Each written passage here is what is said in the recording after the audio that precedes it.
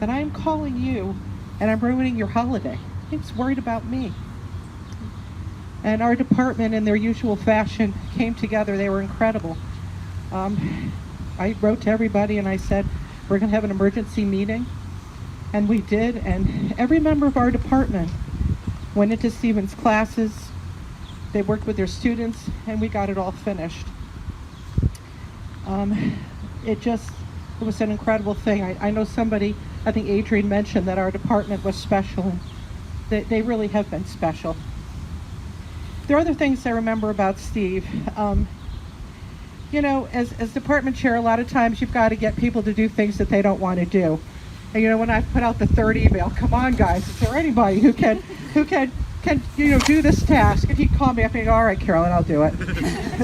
I was like, Steve, you're a god. Thank you.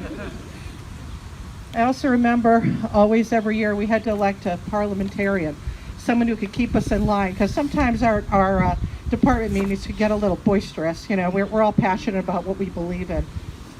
And Steve was the best person to be a parliamentarian. When, people would start getting excited, he'd be like, stop. This is what we're going to do. This is Robert's rules. This is what we're going to do. And I was always appreciative that he kept us in line. And I'm telling you, so often, he had a different way of doing things. In his research methods class, he believed that all students should learn by doing. They should know how to do all the stats by hand. And students would come in and complain to me and say, Dr. Falahi, I don't want to have to do this. My friends aren't doing it. And I said, you know what? We're not going to change it. So you better sit right down and do it, because he's been doing this for a while and he knows what's right, and we're not going to change it. So go back and learn. If you got a problem, meet with him. He'll help you, but you're going to be learning by hand. So, we're not going to talk about this anymore.